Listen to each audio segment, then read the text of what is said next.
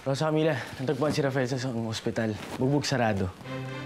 Pero buhay siya. Sino tong may gawa? Hindi niya masabi. Mabuti pa, halika na doon. Bakit hindi niya masabi? Hindi ba siya makapagsalita? Rosa Camila, sa sobrang bugbog niya, comatose siya ngayon. Rafael!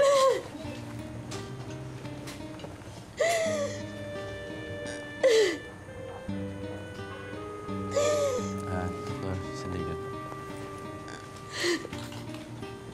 Kailan pa po siya dito? Mga 3 araw na nakakalipas nang may magdala sa kanya rito. Nakilala niyo ba yung nagdala sa kanya dito? May mga pinapirma sila.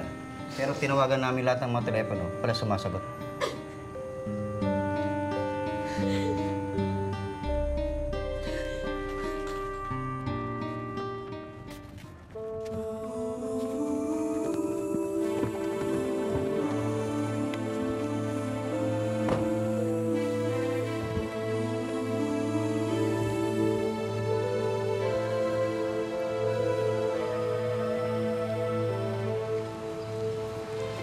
Ba, hindi ko inaasahang ikaw ang makikita ko ngayon dito.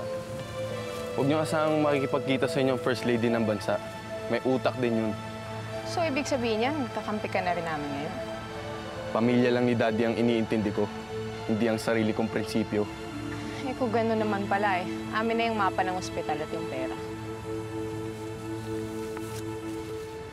Mga ilang linggo pa si Alberto sa ospital? Mga 2 linggo pa. Ganito ang balak namin para may positive. Wala akong pakialam kung anong binabalak niyo. Mensahero lang ako ni Mami. Matigas ang ulo mo, Tomas eh. Sinabi ko na sa iyo, huwag mong pakialaman ang simbahan. Mag-concentrate ka na lang sa hospital records ni Leandro tungkol sa sakit niya at yan ang isasalang natin sa korte. Yan nga ang ginagawa ko, Crisanta. Oh. Pero walang makapagbigay sa akin ng record niya.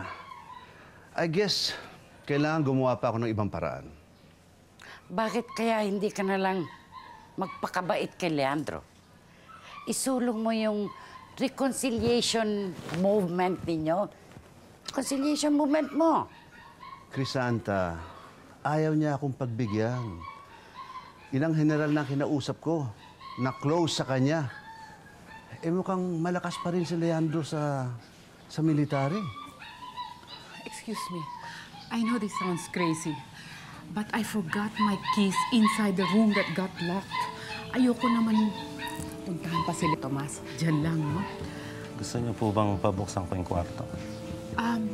No. Kung pwede, pahiraman mo na lang ako ng cellphone. Mayroon na akong gustong tawagan. Puno ng pasa at sugat ang kanyang mukha. May ginawa rin kaming surgery sa kanyang mukha dahil pumutok ang kanyang kilay.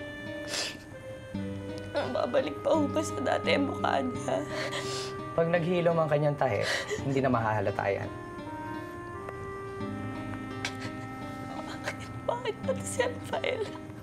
Kung sino man gumawa sa kanya nito, tiyak matindi ang galit sa kanya. Hindi ordinary theft, assault and battery ang nangyari. May kilala po ba kayong may galit sa kanya, Miss Montemayor?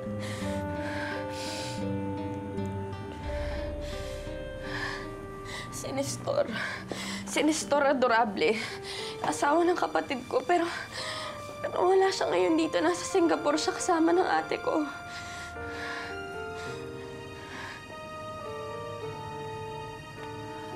May nangyari din po ba sa inyo? Anong ibig niyo sabihin? Parang galing din po kayo sa aksidente. Hindi. Nabangga lang kasi ako early this week, kaya nasugatan. Ganun po ba? Maunan muna po kami. Okay, salamat. Sige, salamat po. Matagal ko na napapansin yung sugat na yan, pero hindi ko alam kung ano nangyari. Eh, marami ka na kasing iniisip, kaya hindi ko na sinabi sa'yo. O pinag-iinala mo ba ako?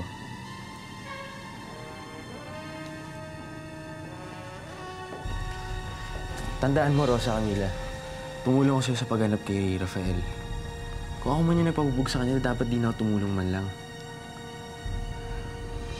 Pasensya na, naawa lang ako kay Rafael. Pwede ka naman maawa eh. Huwag mo lang pagbintangan.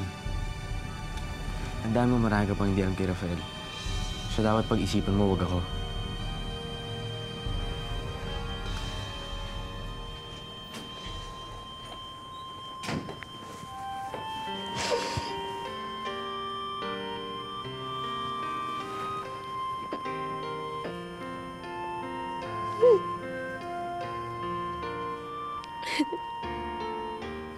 O ikaw naman kasi, magbintang naman agad.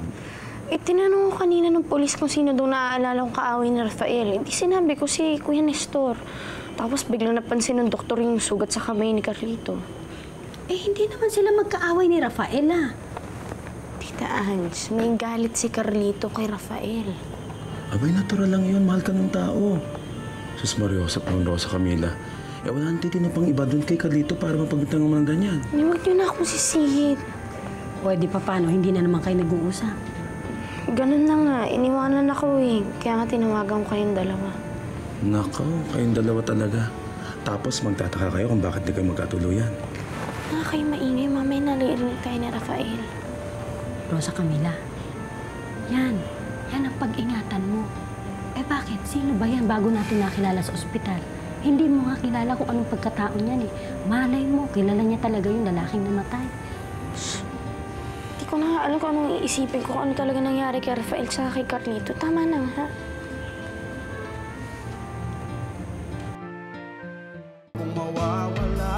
Wala akong pinaglalabang ideology. Personal vendetta pa lang to. Naintindihan ko. Pareho rin ang pamilya namin. Mabilis ang katarungan para sa mga inapi ni Alberto Montemayor. Ina ko yung binaril niyang tumatakas sa victory party niyo. Andres, hustisya na ang magpapasya dyan. Kung iisa ang hustisya at ang nagkasala, hindi ito masusolusyonan. Ano ibig mo sabihin? Sige, nakikinig ako. Kailangan mamatay si Alberto Montemayor. Hindi makikialam ang pamilya Valiente sa balak ko.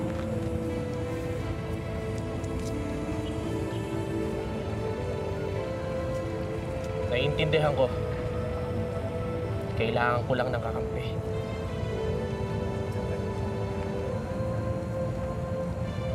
Tita, hindi ko naman po ipapabubog si Rafael eh. Wala po sa pagkatao yung gumanti ng patalikod. At isa paano pa mapapala ako dun? Naniniwala naman ako sa'yo, Carlito. Tumawag na nga si Rosa Camila kanina at humingi ng paumanin sa inasal niya kanina. Kaya tuloy, iniisip ko, sana nga hindi na matuloy yung kasal nila. Ito ba talaga ang gusto mo, Carlito? Bakit ba hindi pwedeng kami na lang yung magkatuluyan ni Rosa Camila? Ba't ba parang yung buong mundo, pinaghihiwalay na kami? Alam mo, kahit gaano karaming balakid, kung kayo talagang para sa isa't isa, malalagpasan nyo yan.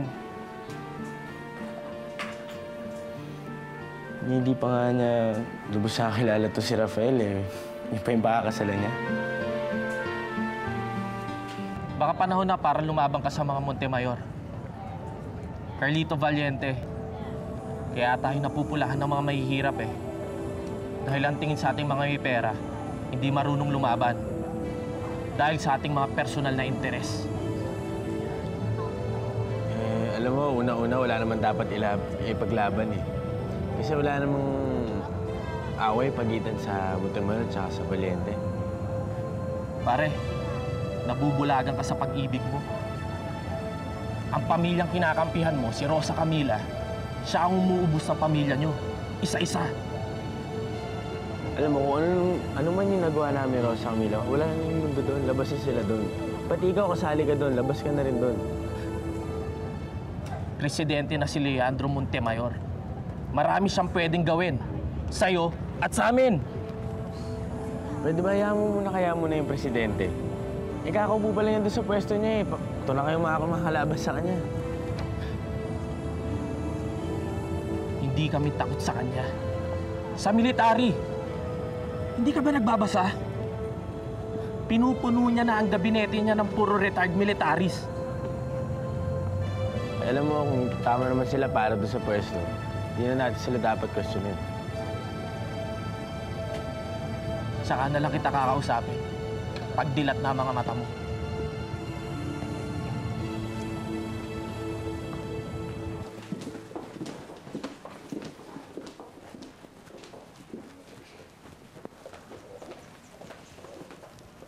Amanda, Hello, Tito Tomas. what a pleasant surprise. Thank you.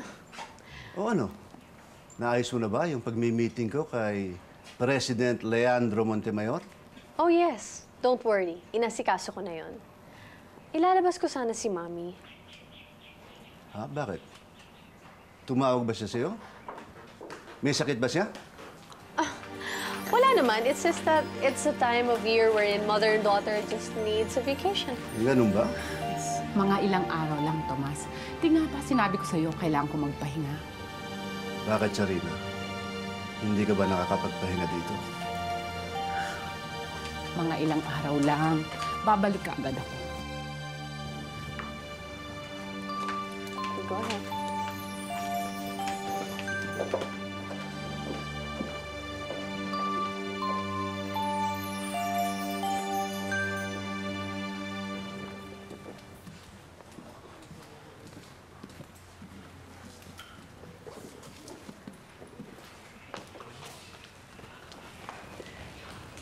Bakit nandito yan? Lahat ng pwedeng tumulong, tutulong. Hindi ba yun ang usapan? Maraming plano si Tomas labang kay Leandro. Alam ko yan. Naririnig ko siya. Aba, dapat mailabas ni Daddy yan. Hindi pwedeng ilabas sa korte ang mga sasabihin ko sa inyo. Because I'm his legal wife. And that will not hold water in court. Unless I'm separated or annulled. At huwag naman yung kalimutan, akong tumulong kay Leandro nung eleksyon. Kaya nga siya nanalo, di ba? Ngayon, kailangan kong tulong niyo. Of course, Tita. We're family. Baka gusto mo makausap si Leandro. Namimiss ka na niya. Halika.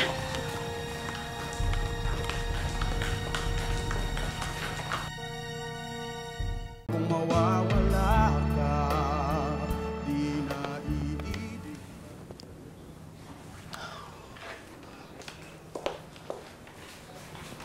Leandro, mapapatawad mo pa ba ako? Sharina? Ako nga.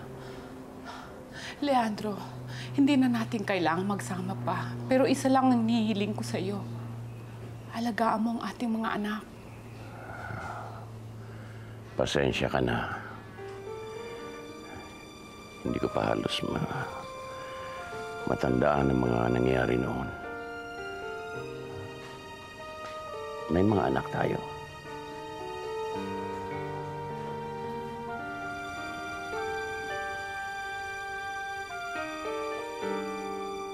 Meron akong ipakikilala sa inyo na makakatulong sa mga plano natin.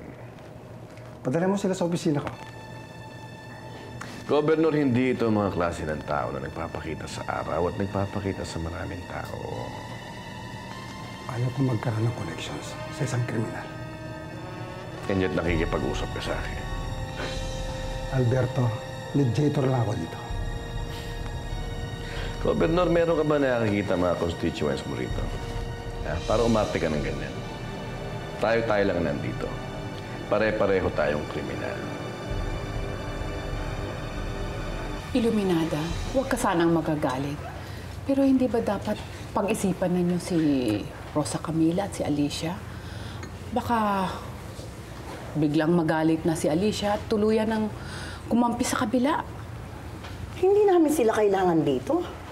At hindi nila kami kakalabanin. Iluminada, you know, Serena has a point. Masamang magalit si Alicia, alam mo yun. Aba, attorney, iba rin ako magalit. Hindi ko sasayangin ang inubos kong pera para makapasok dito sa Malacanang. Pagkatapos bubuksan ang pinto nito sa kung sino-sino lang. Pero sa panahon po ngayon, kailangan na magtulong-tulungan ng lahat ng pamilya. Ito lang ang kinikilalang pamilya ni Daddy. Kasama na si Lucinda, Paloma, Nestor at Dindo. Wala nang iba. Hanggang matapos ang termino ni Daddy, ito lang ang kikilalanin niya.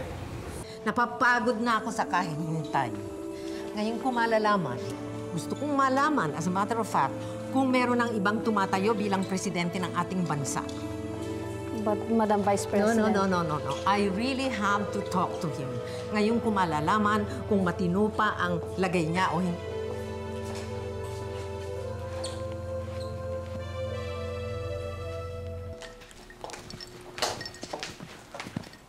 Carlito, magmerienda ka muna, oh.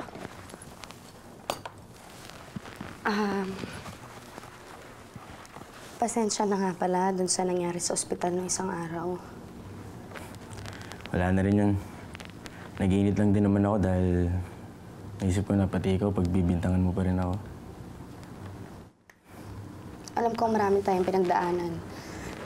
Away pati. Hindi ko nga talaga alam kung anong pumasok sa isip ko eh. Rosa Camila, kung alam mo lang kung kaano kasakit itong nararamdaman ko ngayon. Na kahit na ayoko, pinakawalan kita kay Rafael. Tapos ako pa yung pagbibintangan mo ng ganito. May gusto lang ako sabihin sa'yo. Natagpuan na rin daw ni Agent Yabes yung kotse ni Rafael.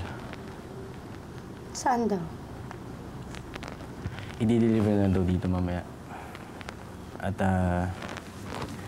may mga bagay-bagay sila nakita na hindi mo maiisip na meron si Rafael.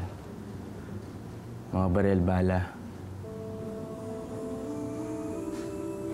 Wala namang baril si Rafael eh. Gaano mo ba talaga kakilala itong pakakasalan mo? Natatandaan mo pa ba ako, Mr. President?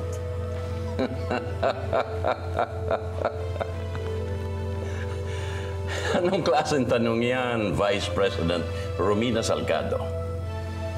Former Chief Justice of the Supreme Court. Former Governor of San Dionisio. But most and foremost, my former girlfriend when we were young.